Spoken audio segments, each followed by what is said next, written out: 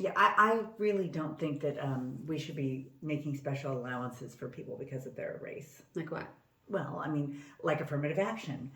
We shouldn't be hiring or doing admission decisions based on race. I mean, we should be a colorblind community. And I should be a tall, thin billionaire, but that doesn't make it so.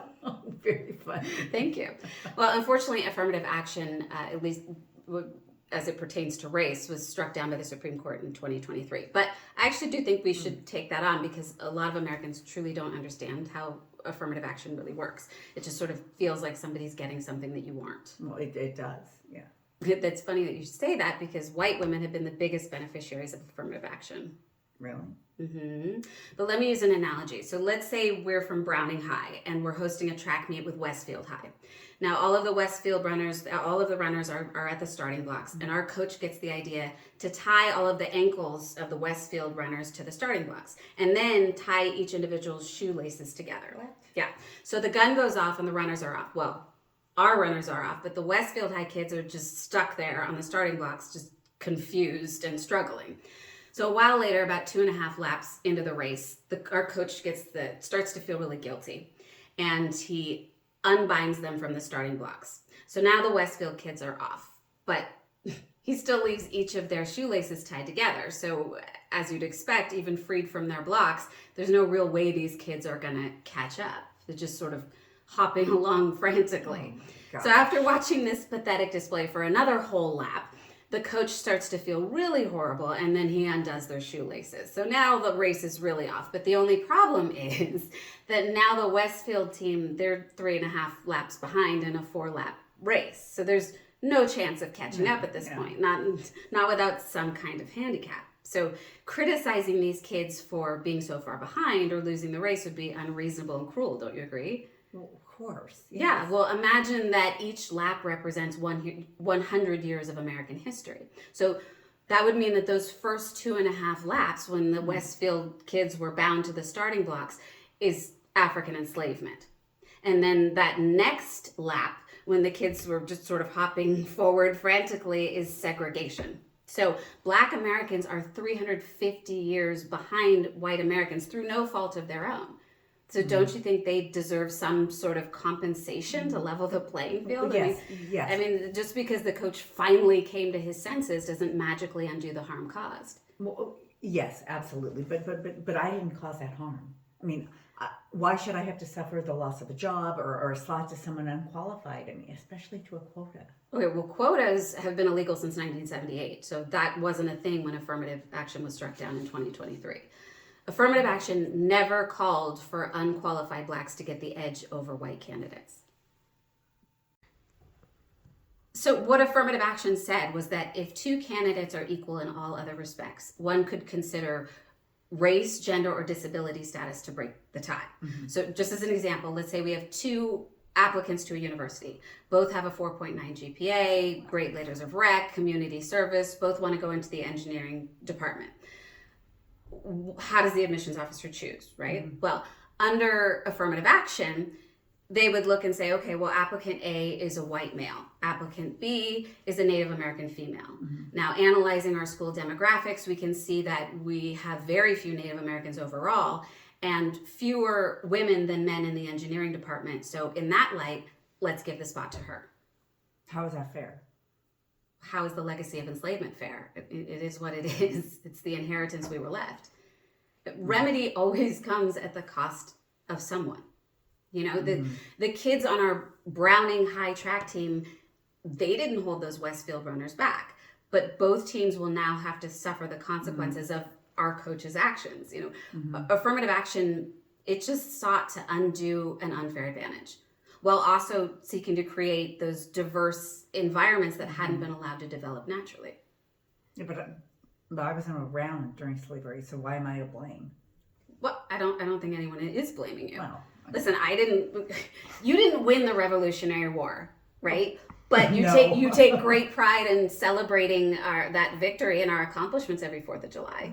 Okay. Or you know, boasting over the Olympic medals that are won by American athletes, doing things that you would never be able to do. I mean, so the point is that when you're part of an organization or a nation, you have to claim its failures along with its accomplishments. Okay.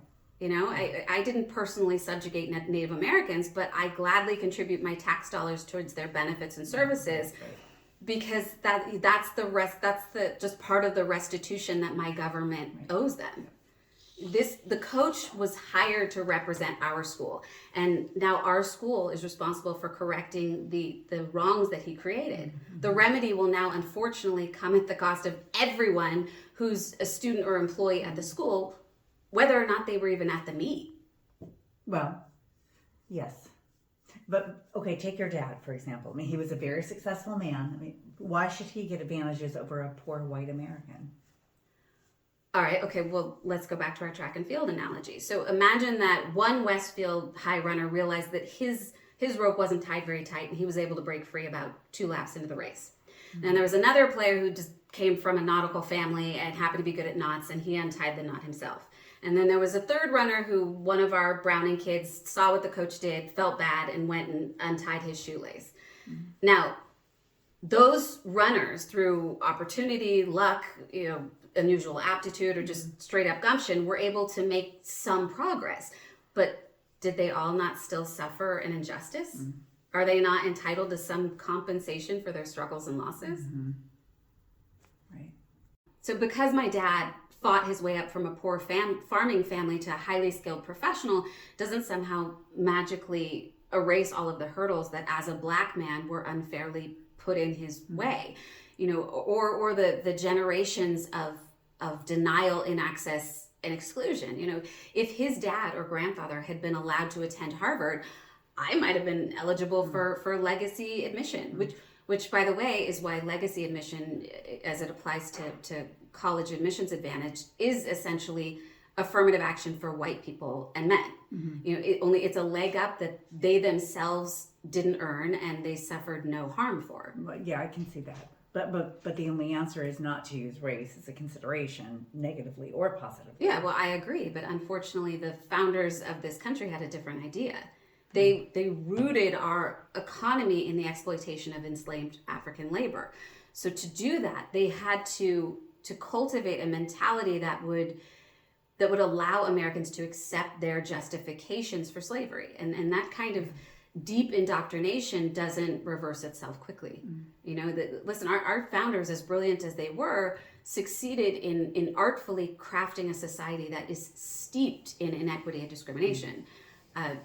We can't just pretend it away. We had over 350 years to build a society that could internalize the justifications for this type of abuse and marginalization. 350 years of racist indoctrination, and a commensurate amount of time, care, and skill have to be put into crafting a more equal and just society. 60 years, 50, when you consider that housing discrimination didn't end in 1964, is no match to 350 years. So, that's like being 3.5 out of a 4-lap race behind. I guess so, yeah. Yeah, I mean, if you stab someone, the bleeding doesn't stop the moment the assault is over. The programs like Affirmative Action were an attempt at righting the wrong. The 14th Amendment is meant to protect all races equally, not to pretend that race doesn't exist, impact, or advantage. It's not as easily as simply saying just treat everybody equally, when A, the reality is that we still don't. And B, the heritage of discrimination continues to limit opportunities for certain races regardless of their current economic status or level of success. Yeah, I get that. Yeah, so the problem is that just because the laws change doesn't mean that the underlying sentiments that initially supported those laws somehow evaporate. So those racist ideas, those ingrained patterns of thinking and psychological manipulation, they have to be undone. And that's a process, and it takes time. We are not there yet, and we need programs like Affirmative Action to act as the impetus. Look, we all know that we should pay taxes, right? And of the good that they do for our community. We know it's the right thing to do. But honestly, would most of us pay taxes if the law didn't force us to? Maybe not. Yeah.